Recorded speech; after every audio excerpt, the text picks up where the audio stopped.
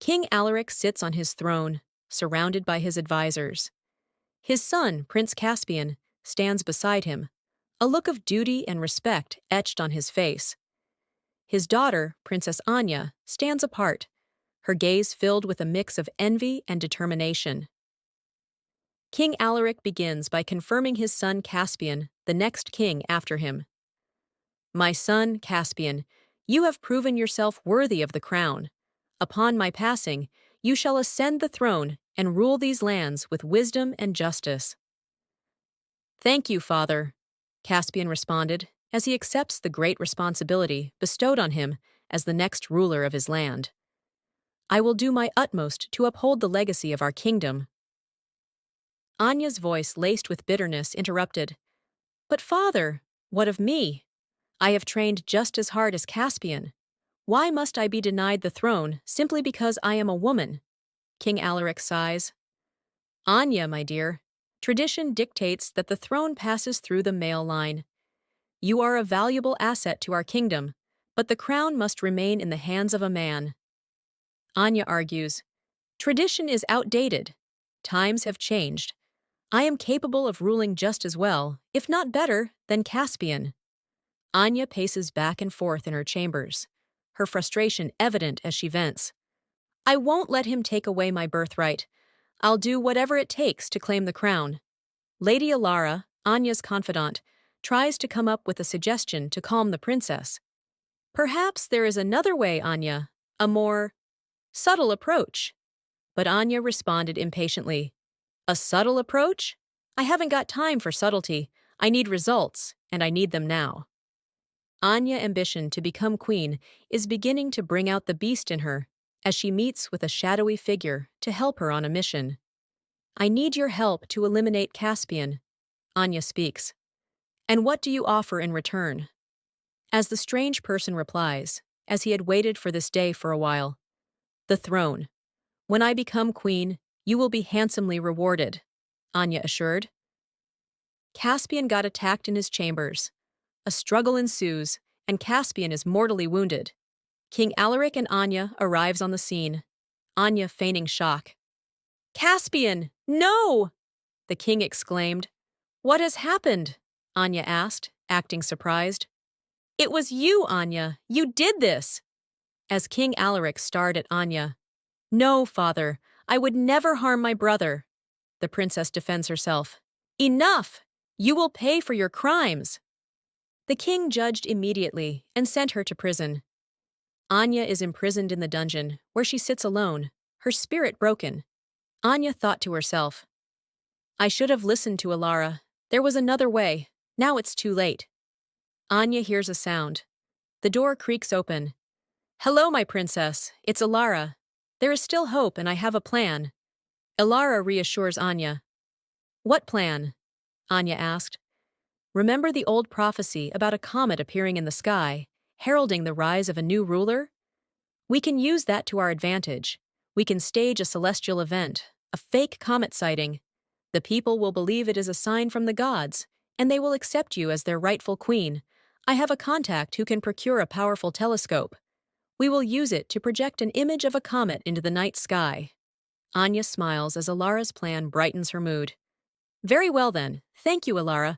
What can I do without you? As they both had a good laugh. Anya and Alara stood on the palace balcony, watching as the fake comet appears in the sky. It's working! The people are looking up, Anya said with all excitement. Now is the time to act. Gather your supporters and march on the palace. Alara encouraged the princess. Anya and her supporters storm the palace. The guards are overwhelmed. Anya stands before her father. Father, the people have chosen me as their queen. It is time to abdicate, Anya demanded. King Alaric, exhausted and defeated, slumped and died. Anya is crowned queen. As she stands on the balcony, addressing the cheering crowd, she knows that her path to power has been paved with betrayal and deceit. But she is determined to rule wisely and justly, and to ensure that the kingdom she now leads will never forget the consequences of her ambition. Anya sits alone in her opulent chamber, the weight of the crown heavy on her head. She looks out at the city below, a mix of triumph and regret washing over her. It's over. I am queen, Anya reassures herself. A shadow falls across the window. Anya turns, her heart pounding. It's Lady Ilara. My queen, there is something you should know. What is it? Ilara, Anya asked, as if trying to confirm something. The prophecy? It was a lie. I made it up because I wanted you to be queen. I believed you were capable of ruling justly, of bringing peace to the kingdom. Anya saw this as an opportunity to eliminate Ilara in order to cover her tracks in crime, so she took offense for that. Anya stands up, her voice filled with anger. You betrayed me, Ilara. You used me as a pawn in your game. Ilara pleaded. Please forgive me. I only wanted what was best for you. Anya refused her apology and insisted she will be punished. She orders Ilara to be imprisoned. The new queen sits alone again, the weight of the crown feeling heavier than ever. She knows that she has achieved her goal, but at what cost? Anya looks out at the city, a newfound sense of humility washing over her. She realizes that her reign has only just begun, and that there is still much work to be done to ensure the peace and prosperity of her kingdom. Anya sits on her throne, surrounded by her advisors. A messenger arrives, bearing a scroll. Your Majesty, there have been reports of unrest in the northern provinces. The people are questioning the legitimacy of your reign. They claim that you usurped the throne. Anya's heart sinks. Usurped! How dare they? The queen reacts. We must quell this uprising before it spreads. The advisors interrupted quickly. Yes, we must. But we must also silence those who question my authority. Anya affirmed. Ilara sits in her cell, her spirit broken. The guard calls on her. You have visitors. As Anya and her advisor enter the cell, Anya begins. Ilara, I have come to offer you a deal. If you confess to your crimes, I will grant you a swift and painless death. Ilara declines the offer. I will not confess. Anya got very angry. Then you will suffer. The guard leaves, closing the cell door as Anya holds up a vial of poison. Ilara pleads for her life. No, please don't. Anya continued. It is the only way to ensure your silence. Anya forces the vial into Ilara's hand. Ilara drinks the poison, her eyes wide with fear. Anya stands on the balcony of the royal palace, addressing the crowd. My loyal subjects, I have heard the rumors about my ascension to the throne. Let me assure you that these are nothing but lies spread by those who seek to sow discord. The crowd cheers. While Anya continues her speech. My reign is legitimate. I was chosen by the gods to lead this kingdom, and I will do so with justice and compassion. As Anya stands there, basking in the adulation of the crowd, she knows that she has succeeded in covering her tracks. The truth of her deceit is buried deep within the walls of the palace, a secret that she will take to her grave. Anya sits alone in her chambers, her mind racing. She has come to a decision. She must eliminate Caspian once and for all. This time, there will be no mistakes. I will have the throne. Nothing will stop me, Anya said to herself as she calls for her most trusted advisor, Lord Varric. Varric, I need your help. Anything you wish, Your Majesty, Anya continued. I want you to arrange for Caspian's death. It is the only way to ensure my reign. That young man is threat to my power. Varric hesitates. Your Majesty, are you sure this is the right course of action? He is your brother. But Anya maintained. Blood is thicker than water, they say, but in this case, it is not. Varric reluctantly agrees to Anya's plan. Caspian and his friends are hunting in the royal grounds. Anya watches from a distance, a sinister smile playing on her lips. Now is the time. Anya signals to Varric. A group of assassins emerge from the shadows, their weapons drawn. Caspian, looking very surprised, exclaimed, What is this? A fight ensues. Caspian manages to fend off the attackers, but he is outnumbered and outmatched. Varric shouted, Finish him off! Just as Varric's assassin is about to strike the final blow, Bolt whizzes through the air, striking the assassin dead. "Who's there?" Caspian inquires as he looks around.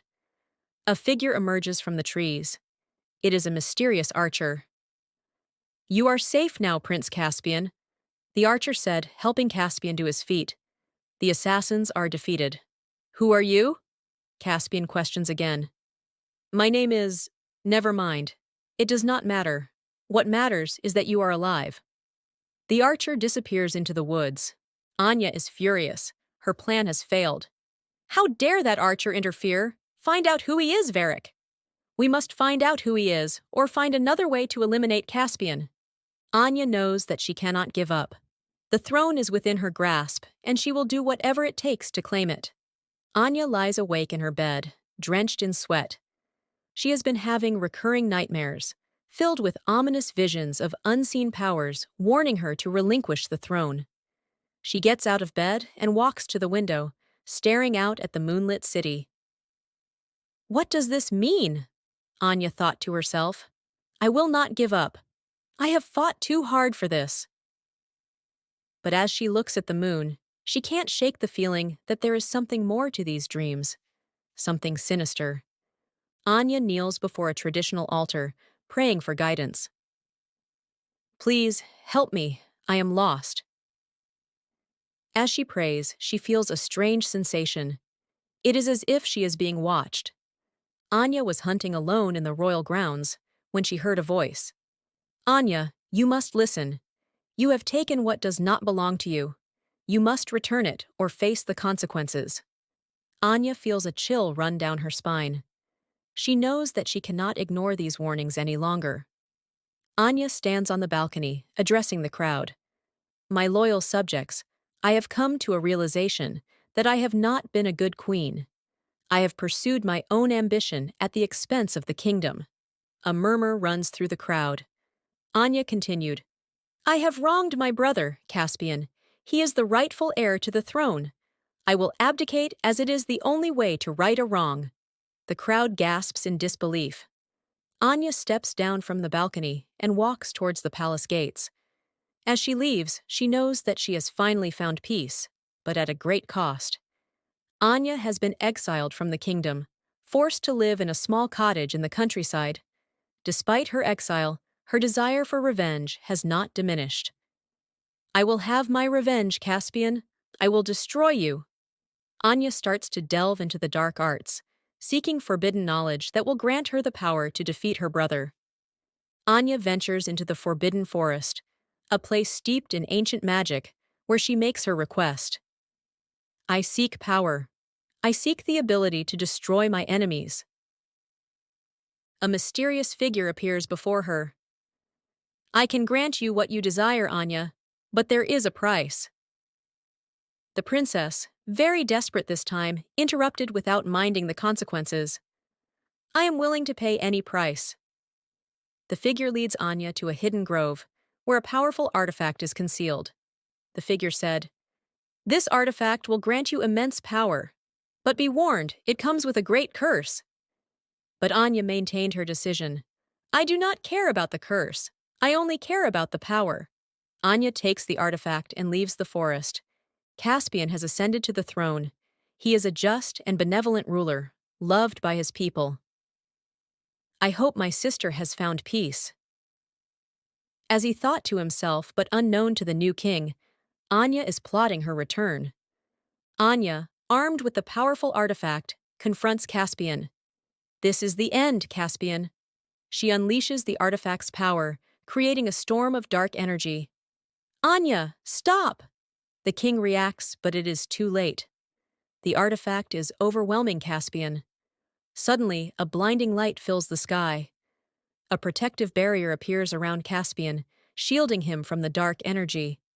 Anya, seeming shocked and disappointed at the same time, screams, "No! This is impossible!" The artifact begins to crack and shatter. Anya is thrown to the ground. Suddenly, a voice sounded again. "Your power is nothing compared to the ancient magic that protects this kingdom." Anya looks up, her eyes filled with fear. She sees a figure standing before her, bathed in light. "You were warned. Your quest for revenge has led you down a dark path. repent, or face the consequences. The figure disappears, leaving Anya alone in the forest. Anya wanders through the forest, defeated and alone. She realizes that her pursuit of power has been in vain. She has lost everything, including her soul. I have failed. I will never be queen. Anya collapses to the ground, her heart heavy with regret, as she gradually loses her breath till she died. Thank you for watching.